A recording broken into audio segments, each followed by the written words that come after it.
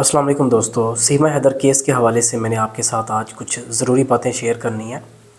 और ये वो बातें हैं जो मैंने आज तक आपके साथ शेयर नहीं की थी, लेकिन यहाँ पे ये मेरा फ़र्ज़ बनता है कि आपके साथ जो भी मैं शेयर करना चाहता हूँ आज कर ही दूँ।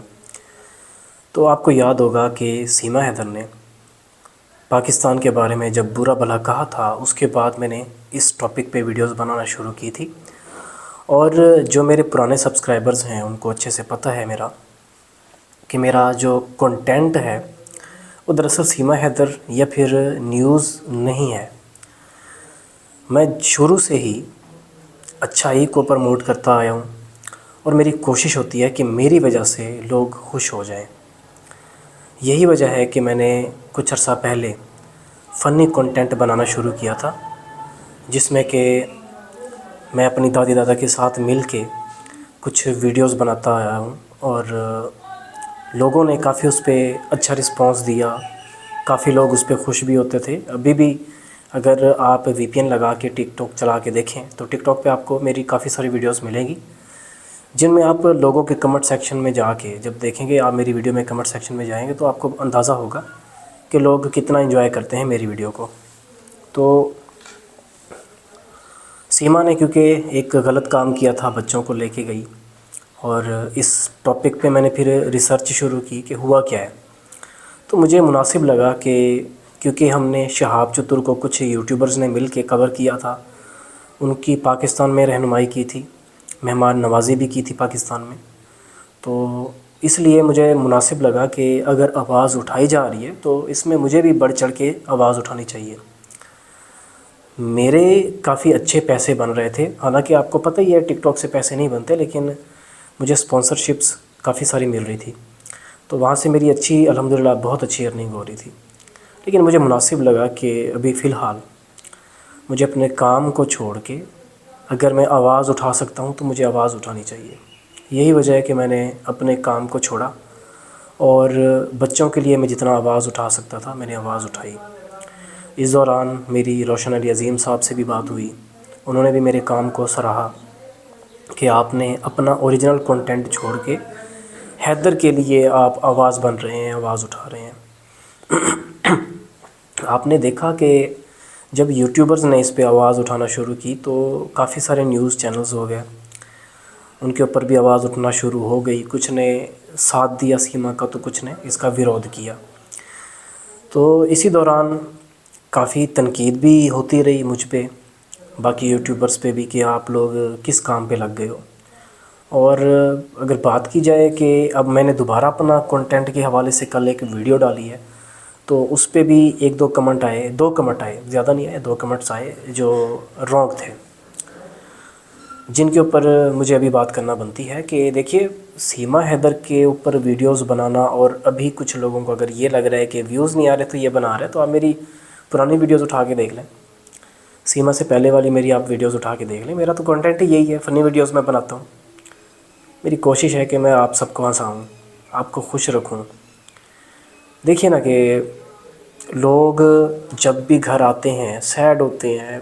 आजकल लोगों के ख़र्चे नहीं पूरे हो पा रहे, चाहे पाकिस्तान हो चाहे हिंदुस्तान हो, दोनों कंट्रीज़ में हालात इतने अच्छे नहीं चल रहे। तो यहाँ पे अगर वो आके मोबाइल उठाते हैं और वो देखते हैं एक बूढ़ी औरत, एक बूढ़ा आदमी और एक लड़का उनके साथ मजाकें कर रहे हैं, खुश हो रहे हैं, अच्छी ज़िंदगी गुजार रहे हैं, तो उनको भी अच्छा फ़ील होता है।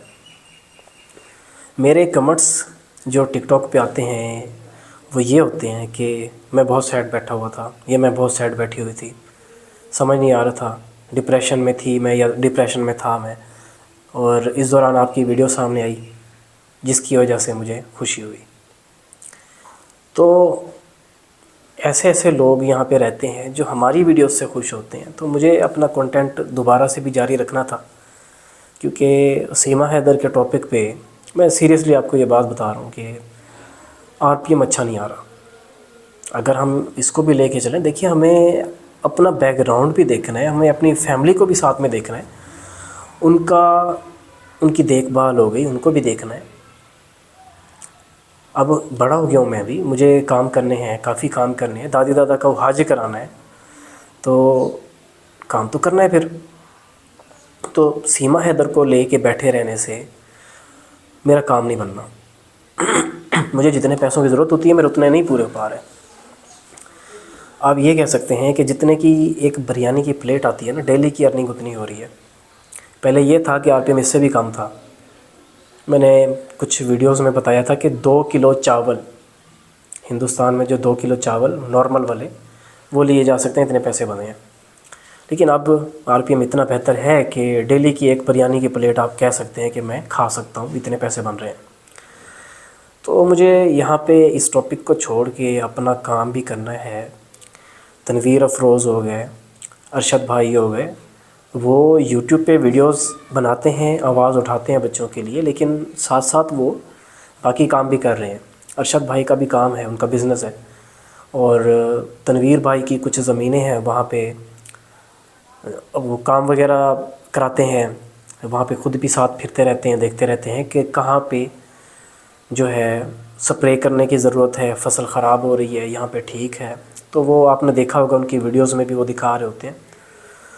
तो यहाँ पे मेरा जो काम है वो दादी दादा के साथ रह के मैं गांव में जाके वहाँ पे रह रहा था, क्योंकि बूढ़े हो गए हैं, वो शहर में भी नहीं आना चाहते। अभी मैं अपने घर में बैठा हूँ, शहर में ही हूँ। आज मैं जाने लगा हूँ, अभी गाँव जाने लगा हूँ। थोड़ी देर में, तकरीबन कोई 20 मिनट में मैं यहाँ से रवाना हो जाऊँगा।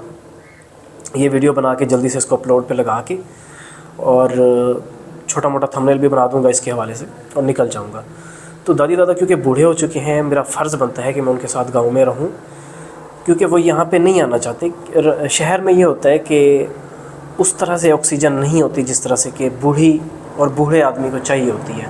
जो लोग पहले से शहरों में रह रहे हैं उनके लिए तो कोई इशू नहीं है, लेकिन जो रहते ही गाँव में हैं, सुबह उठते हैं, सामने दरख्त होते हैं। आप मेरी कल वाली वीडियो देखें, शॉर्ट वीडियो आप मेरी खोल के देखें, उसके अंदर आपको बैकग्राउंड पे दरख्त नज़र आएंगे, चारों तरफ ग्रीनरी ही ग्रीनरी है। तो वहाँ पे इस तरह के माहौल में रहने वाला बंदा नहीं रह सकता।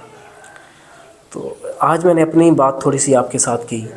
मेरा कंटेंट फ़नी कंटेंट है, मैंने अपना वही कंटेंट अब जारी रखना है। मैं ये नहीं कह रहा कि मैं सीमा हैदर के हवाले से आपको अपडेट नहीं दूँगा, अपडेट दूँगा, ज़रूर दूँगा। लेकिन मुझे आपको ये भी अब बताना पड़ रहा है कि साथ में अपना पुराना काम जो मैं पहले कर रहा था वो भी साथ जारी रखूँगा।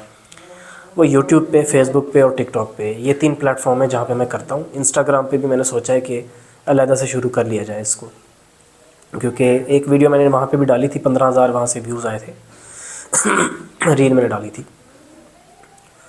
तो आज जो कल मैंने वीडियो डाली है उस पर अभी तक जो मैंने देखा था 10,000 तकरीबन व्यूज़ आए हुए थे। जब मैं ये वीडियो बना रहा हूँ अभी भी 10,000 व्यूज़ थे तकरीबन। जब आप देखेंगे शायद बड़े हुए हों। तो मैं आपको हंसाने के लिए, खुश करने के लिए, आपका दिन अच्छा करने के लिए वीडियोस बनाऊंगा। और अब बात कर लेते हैं थोड़ी सी सीमा के हवाले से।